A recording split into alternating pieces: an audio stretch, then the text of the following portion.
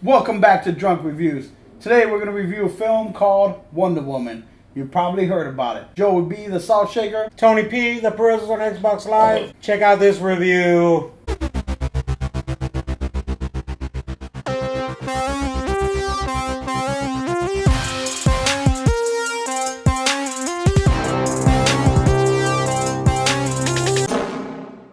Wonder Woman.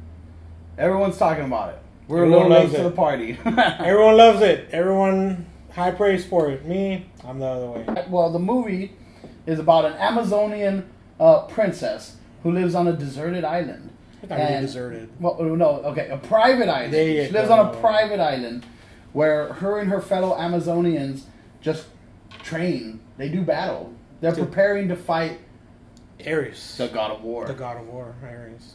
And then the man shows up. Chris Pine.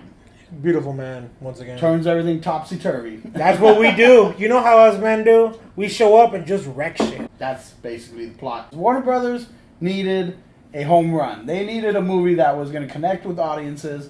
They needed a movie that wasn't going to suck like Suicide Squad. So out comes Wonder Woman. It was entertaining. It was lighthearted. Gal Gadot does a great job at being who she is. As far as acting prowess goes, she's a little limited. But what she lacks in line delivery, she makes up for in physicality, being able to kick some ass and look good doing it on screen. I can see that, but I'm going to take you one better to where, no, you can't overlook those. Because this movie isn't Chris Pine's character. It's not his movie. It's Wonder Woman. So she needs to knock it out the park. I know everyone thinks that she did. In my opinion, she didn't. She can't act, for one. She can't deliver lines, for another one. Okay. Yeah, she had. I think she had good chemistry with Chris Pines. But they definitely had good chemistry. But Chris Pines carried her throughout the movie. Well, it's the same way that Tom Arnold carried Arnold Schwarzenegger in True Lies. you and Arnold Schwarzenegger and fucking Gal Gadot, bro. Dude, like Gal Gadot is a female Arnold Schwarzenegger. No. Like, she was a bit bratty in this movie, to where like she's never been in the world of man, so she doesn't know how it works, but yet she dives head in, like head first, and they're trying to tell her like, don't do that, like you're not supposed to do that. No. What? Well, why not?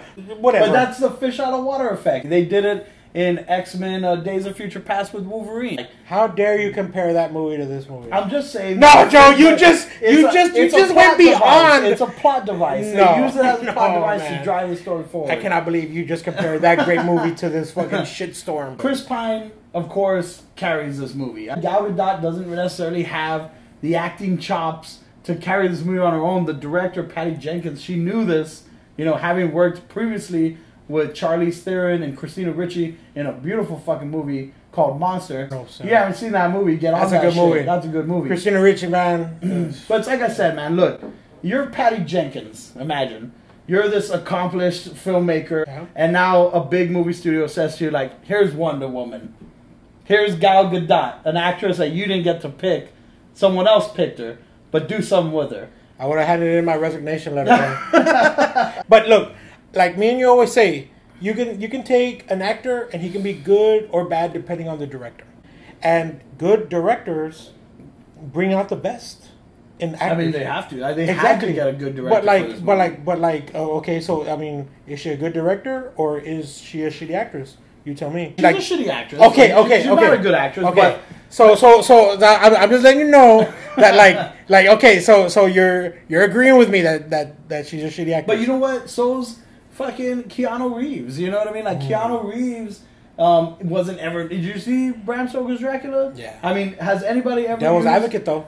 Well, that was Al Pacino. We're talking about supporting actors now. Now you're talking about who are you gonna Chris Pines, bro. Who are you gonna pair Keanu Reeves with? Look at John Wick. Like John Wick is a movie where they use Keanu Reeves' physicality to their advantage, and Gal Gadot fills that role. Like she's gonna be the physical element of the movie, and she does. Like there's one point in the film where, and this really isn't any spoilers. It's all up in the trailers, but they go onto the battlefield. She sees atrocities everywhere. There's a horse that's dying, and why are they killing the horse? And then it's like, Then it's like there's people in the like the trench, Shell shock, like, somebody needs to help these people, and like Chris Pine's like, get your ass down, girl, like put your head down. There's fucking gunfire, and she's like, nah, I'm Wonder Woman, bro. Like I'm gonna go do my Wonder Woman thing. She's Wonder Woman. She's Diana Prince. As a standalone movie, this was one of the better films of the DC universe. Now, personally, I liked Man of Steel. I liked Batman vs. Superman. It wasn't a bad movie. But as far as Suicide Squad goes, I mean, you can watch our drunk review on that shit and figure out what we thought about that movie. Like, I think that the pairing of Chris Pine and Wonder Woman worked really well. It was because like Chris Pines carried her in every scene that they were together. Well, he had to. He had to. He was brought in for that purpose. It's like, dude, you gotta. But what does that say of a main character? Where they're like, okay, Gal Gadot, like you're fucking awesome, but hey, bro, like you know, like knock it out the park for us, man. Well, look, man. No, man. I mean, like Carl Weathers and Arnold Schwarzenegger. You know, you have Al Pacino and Keanu Reeves.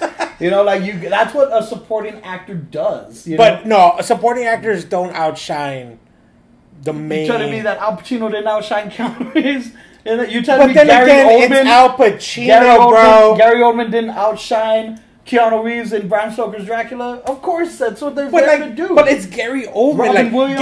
Gary Oldman and like Chris Pines are two totally Robin different. Williams didn't outshine Matt Damon in Good Will Hunting? Honestly, I must confess, I never seen that movie. You're out of your fucking mind. Either way, fuck no, a fucking supporting actor should not outshine the main actor. I disagree. All right, and that's exactly what Chris Pine does in this movie. What is it? Captain something? Captain Spy. Let's say his name's Captain Spy. The movie's not called Captain Spy. It's called Wonder Woman. But Captain Spy introduces her to all the, you know, the little nuances of the human race. The fornicating? Captain Spy shows Wonder Woman why she should be fighting in the first place. And you're right. Like we were talking earlier, and there's this element where at one point, like you know, Diana loses somebody who's real close to her, and that kind of makes her a little bit more apprehensive about jumping into battle. Look, we're 34-year-old men. I mean, this movie probably wasn't made for us. You're right. Although we're gonna go see all the big Hollywood blockbuster movies that come out because that's what we do. Really, you have to consider the audience members who are new to Wonder Woman. Young girls who are going to go to this movie, flock to the theater, watch Wonder Woman, and finally, for the first time, they're going to have their big icon, their big superhero on screen is a woman. That's kind of a big deal. And although that doesn't mean much to us, it kind of like, it's their version of the Richard Donner Superman film where it's hopeful, it's funny, it's lighthearted, it's free of like the sexual objectification of women. I mean, Gal Gadot prances around in a uniform, but she looks like a warrior. Yeah, she wasn't sexualized. There were some sexual jokes that were funny, but I think those were really there for the adults in the movie, in the audience to enjoy, and they were subtle and they weren't like tasteless. You know what I mean? And then I think about like I'm just going off here, but I think about like other movies where women are like let's talk about X-Men and Mystique. You know, like Mystique uses her sexuality to her advantage. Wonder Woman doesn't do that. Wonder Woman doesn't know what that is. She's just doing her thing. She's a warrior. She's here to kick some ass. I appreciated that. I'm gonna keep you honest, guys.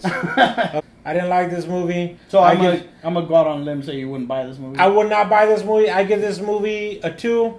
And another thing, where would I place it in the DC universe? With Man of Steel being included, Batman vs. Superman, Suicide Squad, and this one. I'd rather see Man of Steel than Wonder Woman.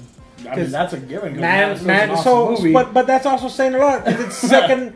It's second worst. So it's Suicide Squad, which I think is worse than Wonder Woman. Of course. So it's Suicide Squad, Wonder Woman, Man of Steel, and then Batman vs. Superman. So you think Batman vs. Superman is over Man of Steel? I think so too. Oh, nice. I'll rate them in the DC order that I think bad to good.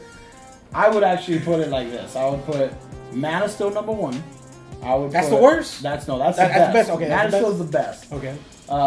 Wonder Woman's the second best. What? Batman vs Superman is the third best. But however, here's the thing though. I think all three of those movies are great. Okay. Now, the reason why I put Wonder Woman in front of Batman vs Superman is because even the director's cut is a little bloated and convoluted. They just crammed way too much shit into that movie. It could have been 2 movies. They made it into 1. So what's your number rating for it?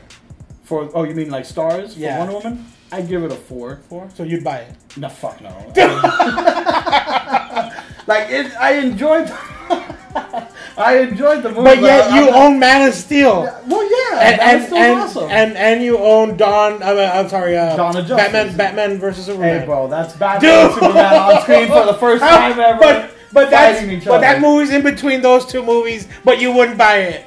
Maybe on sale, maybe. Half-ass backwards on drunk reviews, bro. But anyways, you heard it here, folks. Yep. Wonder Woman. That's our review. Let us know what you think about it in the comments. Like and subscribe. Joey B, the Perezos, Tony P. Bam!